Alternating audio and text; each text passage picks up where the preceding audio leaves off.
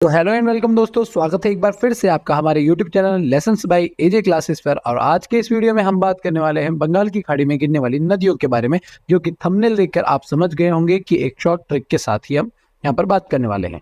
तो चलिए वीडियो में आगे बढ़ते हैं, पर वीडियो को आप पूरा एंड तक जरूर देखिएगा और अच्छा लगे तो लाइक करके चैनल को जरूर सब्सक्राइब कर दीजिएगा। दोस्तों चलिए शुरू करते हैं।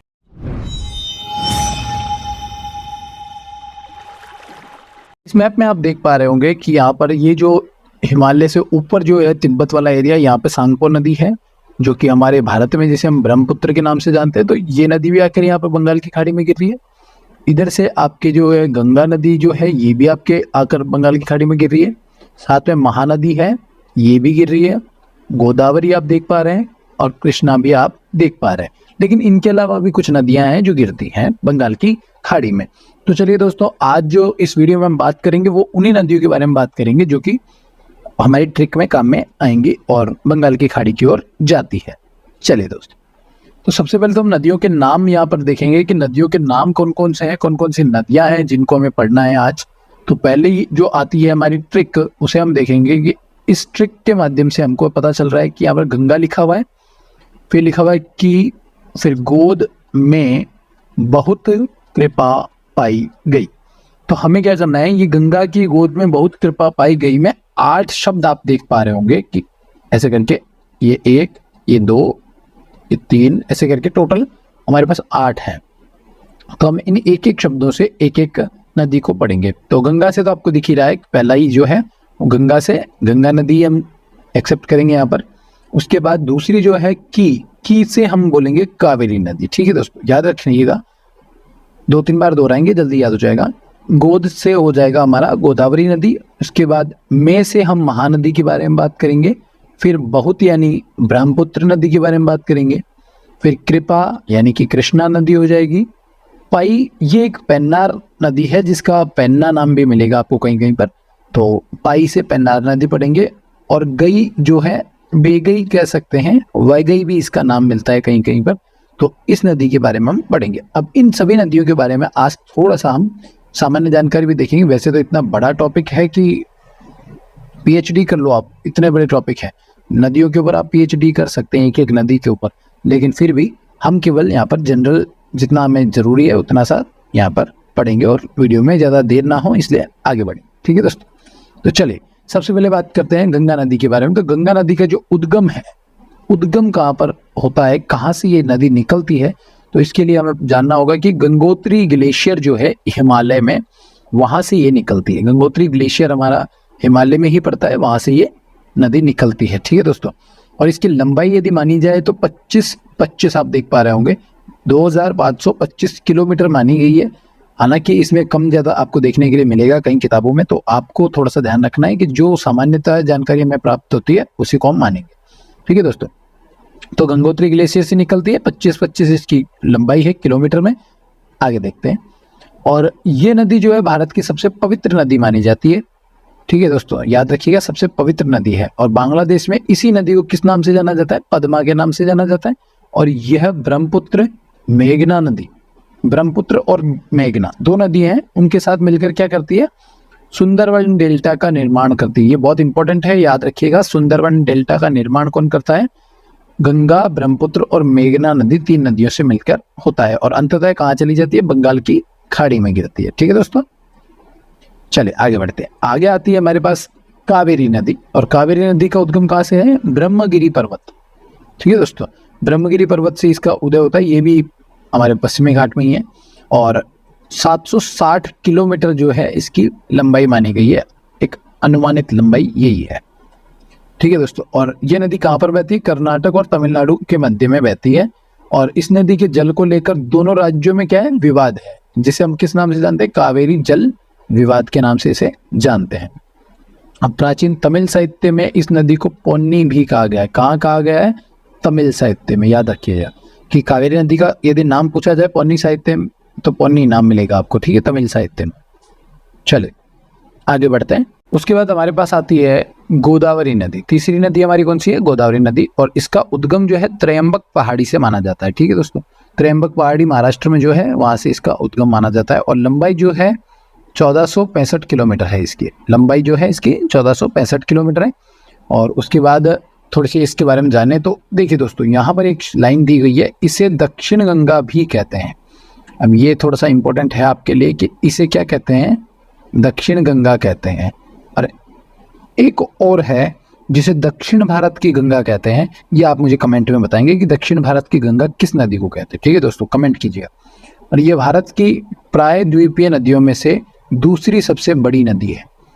ठीक है दोस्तों, दूसरी सबसे बड़ी नदी है, लेकिन केवल प्रायद्वीपीय भारत की बात कर रहा हूँ मैं ना। और न महाराष्ट्र, तेलंगाना और आंध्र प्रदेश में बहती हुई बंगाल की खाड़ी में गिरती है। मतलब कहाँ कहाँ बहती है, महाराष्ट्र में, तेलंगाना में और आंध्र प्रदेश में। और इसी नदी को गौतमी नदी भी कहते हैं। और गौतमी नदी क्यों कहते हैं, ये भी अगर आप में से किसी को पता हो तो मुझे कमेंट में जरूर बताना। ठीक है दोस्तों, आगे बढ़ते हैं। आगे है महानदी। महानदी तो आप सभी जानते होंगे, उड़ीसा वाले क्षेत्र में जो आपको मिलती है।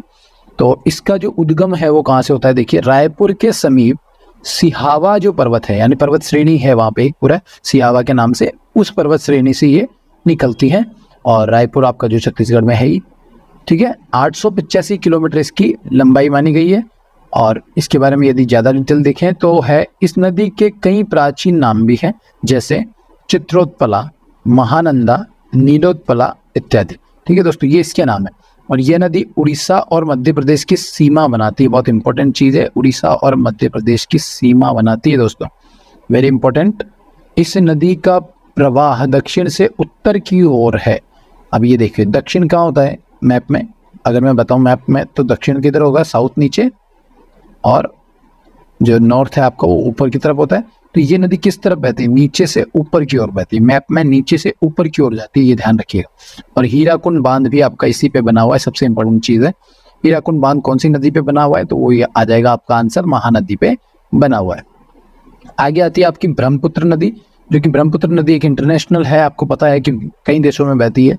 और इसका जो उद्गम है वो कहाँ से होता है, मानसरोवर झील तिब्बत से होता है दोस्तों। ठीक है दोस्तों, और लंबाई इसकी जो है 2900 किलोमीटर मानी गई है। अनुमानित लंबाई है, कुछ कम ज्यादा हो तो कई किताबों में दिया हुआ है, लेकिन यहाँ पर आपको 2900 किलोमीटर एक मान के चलना है कि यही आएगा। एग्जाम में आए तो 2900 किलोमीटर ही करना है। ठीक है दोस्तों, और इस नदी को तिब्बत में तो सांपो या सांगपो के नाम से कहा जाता है। जैसा कि मैंने आपको स्टार्टिंग में मैप में दिखाया था कि यहाँ सांगपो नदी आ रही है तिब्बत में से, और आगे आकर वो कौन सी हो जाती है, ब्रह्मपुत्र हो जाती है। और इसी नदी को हम बांग्लादेश में जमुना के नाम से जानते हैं। बांग्लादेश में जमुना, अब यमुना अलग है, जमुना अलग है, याद रखना, कंफ्यूज मत हो जाना। ठीक है, जमुना बांग्लादेश में ब्रह्मपुत्र नदी को कहा जाता है। ठीक है दोस्तों, और यह नदी गंगा नदी से मिलकर सुंदरवन डेल्टा का निर्माण करती है। अंततः यह नदी जो है मेघना नदी के रूप में बंगाल की खाड़ी में गिरती है। मतलब यह नदी भी किस में चली जाती है, मेघना नदी में मिल जाती है, वहां डेल्टा बनाती है, और फिर अंत में केवल एक धारा बन जाती है जो कि मेघना नदी रहती है। ठीक है, और वो मेघना नदी किस किस से मिलकर बनती है आपको पता ही है, एक तो आपकी गंगा हो जाएगी, दूसरी आपकी ब्रह्मपुत्र हो जाएगी। ठीक है दोस्तों, दोनों को मिलकर कौन सी नदी बनेगी, आपकी मेघना नदी बनेगी, ये जरूर याद रखना। ठीक है दोस्तों, चलिए आगे बढ़ते हैं। फिर आती है आपकी कृष्णा नदी, ये बहुत इंपॉर्टेंट नदी है, इसके बारे में जरूर पढ़ना, एक एक चीज याद रखना। महाबलेश्वर पहाड़ी से निकलती है, उद्गम यहीं वहीं से होता है। 1400 किलोमीटर इसकी लंबाई है, तो ये भी याद रहेगा, बहुत अच्छी एक संख्या है, 1400 किलोमीटर जल्दी याद हो जाएगा। और ये नदी महाराष्ट्र, कर्नाटक और तेलंगाना और आंध्र प्रदेश 4 राज्यों में बहती है और बंगाल की खाड़ी में जाकर गिरती है। और इसी नदी के किनारे पर जो है विजयवाड़ा शहर बसा हुआ है, इंपॉर्टेंट है विजयवाड़ा शहर। और ये नदी मिट्टी के कटाव के कारण चर्चा में बनी रहती है। हाँ, ऐसा माना जाता है कि कृष्णा नदी के कारण बहुत ज्यादा मात्रा में मिट्टी का कटाव होता है, इसलिए इसको पर्यावरण को प्रदूषित करने वाली नदी भी माना जाता है, केवल मिट्टी के कटाव के क्षेत्र में। ठीक है दोस्तों, आगे बढ़ेंगे। पेन्नार नदी, जिसका मैंने कहा था आपको कि पेन्नार नदी या इसको पेन्ना भी कहते हैं कहीं कहीं पर, इसका उद्गम जो है वो नंदी पहाड़ी से होता है और जिला जो है चिकबल्लापुर कर्नाटक से ये निकलती है। ठीक है दोस्तों, और लंबाई इसकी 597 किलोमीटर है, तो आप ये जरूर याद रखिएगा। इसकी लंबाई भी पूछ लेते हैं कई बार, वैसे इतनी ज्यादा इंपॉर्टेंट नदी है नहीं क्योंकि इसके बारे में बहुत ज्यादा प्रश्न बनते नहीं है, पर फिर भी एक बार आपको सामान्य जानकारी होनी चाहिए तो पढ़ लीजिएगा। आगे बढ़ते हैं। यह कर्नाटक और आंध्र प्रदेश में बहने वाली नदी है, इसे पेन्ना जैसा कि मैंने कहा था, और उत्तर पिनाकिनी भी इसे कहा था। पिनाकिनी इसलिए कहा जाता है क्योंकि ये सर्पिल आकार में है, सांप के आकार की है। जैसे सांप ऐसे एस के आकार में होता है, वैसे ये भी इसी आकार में बहती है। और यह नदी भी बंगाल की खाड़ी में गिरती है। और इस नदी पर भारत का ग्रैंड कैनियन गौंडीकोटा भी स्थित है। अभी ग्रैंड कैनियन क्या होता है इसको मैं आपको थोड़ा सा समझा देता हूँ। जब नदी कोई पहाड़ों को चीरती हुई, पहाड़ों को काट करके निकलती है, तो एक वहां पर एक संरचना बन जाती है जिसे ग्रैंड कैनियन हम कहते हैं। अब बहुत बड़ी मात्रा में तो ग्रैंड कैनियन कहेंगे, छोटी है तो कैनियन भी कह सकते हैं। ठीक है दोस्तों, अब ये भी याद रहेगा आपको कि कैनियन किसे कहते हैं और गौंडीकोटा स्थान का नाम है। ठीक है दोस्तों, चलिए तो अंतिम हमारे पास नदी आती है वैगई नदी। और वैगई नदी जो है उसको वेगई नदी भी कहते हैं, तो आपको ध्यान रखना है। और इसका जो उद्गम माना जाता है वो वरुसुनाडु पहाड़ी है जो कि तमिलनाडु में आती है, वहां से माना जाता है। इसकी लंबाई जो है 258 किलोमीटर, छोटी सी नदी है लेकिन फिर भी बहुत महत्व की नदी है, ध्यान रखिएगा। और उसके बाद हम बात करें कि वैगई नदी जो है इसके किनारे मदुरई शहर बसा हुआ है। और ये जो मदुरई शहर है वो मीनाक्षी मंदिर के लिए प्रसिद्ध है। हालांकि इसके अलावा गांधी संग्रहालय वगैरह और भी चीजें यहाँ पर हैं, लेकिन फिर भी सबसे इंपॉर्टेंट यहाँ पर मीनाक्षी मंदिर आपको याद रखना है।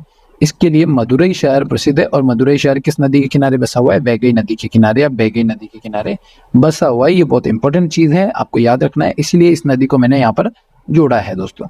और यह नदी अपना जल पाक जल संधि में डालती है।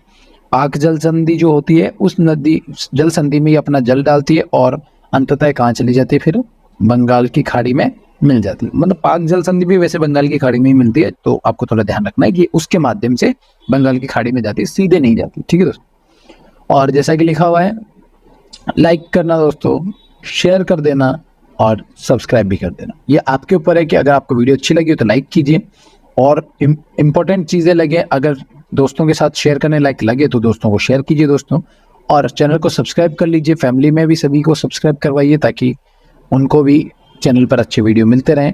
जो पढ़ने वाले बच्चे हैं सबको ये वीडियो शेयर कीजिए, उनसे सब्सक्राइब करवाइए, और मिलते हैं अगले किसी वीडियो में। तब तक के लिए बाय बाय, जय हिंद, जय भारत दोस्तों।